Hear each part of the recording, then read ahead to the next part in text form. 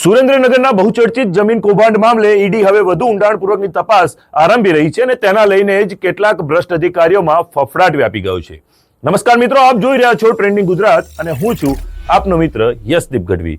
સુરેન્દ્રનગર જિલ્લામાં ગાજેલા બહુચર્ચિત જમીન કૌભાંડમાં ધરપકડ કરાયેલા નાયબ મામલતદારના 8 દિવસના રિમાન્ડ પૂર્ણ થયા છે, જેને લઈને તેને જેલ હવાલે કરી દેવામાં આવ્યો છે। રિમાન્ડ દરમિયાન તપાસની સંસ્થાઓ જેવી કે ઈડી અને અન્ય સંસ્થાઓ જે કામ કરી રહી હતી તેની સામે નાયબ મામલતદારે અનેક મોટા ખુલાસા પણ કર્યા છે, જેને પગલે હવે કલેક્ટર કચેરીના અન્ય સ્ટાફ અને વહીવટદારોમાં ફફડાટ વ્યાપી ગયો છે।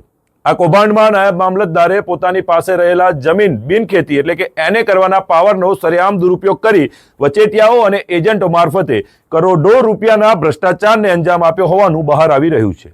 રિમાન્ડમાં ચોંકાવનારા ખુલાસાઓ પણ તપાસ દરમિયાન નાયબ મામલતદારના મોબાઈલ ફોનમાંથી અત્યંત મહત્વના કહી શકાય એવા ડિજિટલ પુરાવા પણ મળી આવ્યા છે, જેમાં વિવિધ નાણાકીય વ્યવહારો, ક્યાં કેટલું રોકાણ કરવામાં આવ્યું છે તેની સાથે જ વિગતો જે છે તે લાંચના પૈસાના હિસાબો સાથેના ડેટા જે છે તે સામેલ થયા છે। આ વિગતોના આધારે હવે ઈડી દ્વારા સક્રિય રીતે આ સમગ્ર વિષયમાં ઊંડાણપૂર્વકની તપાસ શરૂ કરવામાં આવી છે અને ટૂંક જ સમયમાં કલેક્ટર કચેરીના અન્ય શંકાસ્પદ કર્મચારીઓની પૂછપરછ હાથ ધરે તેવી પૂરેપૂરી શક્યતાઓ છે। રિમાન્ડ દરમિયાન ખુલેલા નામોના આધારે તપાસનો વ્યાપ આગામી દિવસોમાં વધી શકે તેવી શક્યતા છે, તેને લઈને જ ઘણા અધિકારીઓમાં પણ ચિંતાનો માહોલ જોવા મળી રહ્યો છે। એસીબી દ્વારા ટ્રાન્સફર વોરંટ પણ કબજે લેવામાં આવ્યા છે।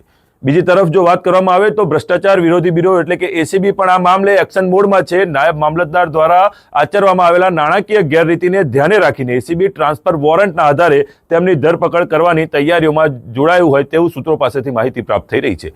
સરકારી પદનો દુરુપયોગ કરીને આચરવામાં આવેલા જમીન કૌભાંડના મૂળિયા હવે ઊંડા હોવાનું જણાઈ રહ્યું છે, તેવામાં અનેક મોટા ગજાના અધિકારીઓ અને વચેટિયાઓની સંડોવણી પણ આ સમગ્ર મામલે ખુલીને બહાર આવે તો નવાઈની વાત નહીં રહે। હાલ આ સમગ્ર પ્રક્રિયાને લઈને જ જે આ પ્રકારના વચેટિયાઓ અને વહીવટદારો છે તેમાં ચિંતાનો માહોલ વ્યાપેલો જોવા મળી રહ્યો છે અને ઈડીની તપાસ તેમના સુધી ન પહોંચે તેને લઈને આ સમગ્ર બાબતને ઢાંક પીછોડો કરવા માટે પણ કેટલાય એડીચોટીના જોર કરવામાં આવી રહ્યા છે। સુરેન્દ્રનગર જમીન કૌભાંડ મામલે આપનું શું કહેવું છે અમને કમેન્ટ સેક્શનમાં જણાવજો અને આ પ્રકારના વધુ અપડેટ માટે જોડાયેલા રહેજો ટ્રેન્ડિંગ ગુજરાત સાથે। નમસ્કાર।